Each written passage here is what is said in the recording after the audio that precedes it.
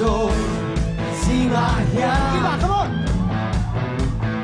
mình đêm chưa rê ngang nôm lô phải đua ye giờ lên gì ngã cả lung tung tu rê ngang nôm lô xong rồi đâu em phải lên suy lung ngã lên nghe mày ô nắng chân du giấc qua trái thở lên chi đây là mà đã mi ui nhầm từ đi ô mình hiền tu ô tí thái xây mày tu đàn ngô cả lô tuần dê cu lúc ngô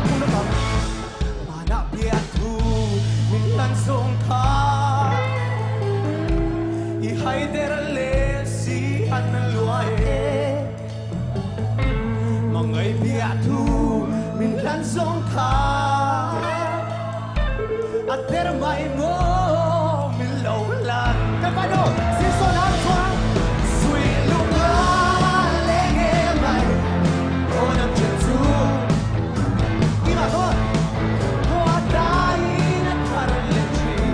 cả lấy là mà đã mi ui tiêm tu đi ô mình đẹp tu đồn đi thấy xây mày tu lần mô cả lô tuần dê à tổ cá đâu suy lúc ngã lê nghe mày ô mình làm chê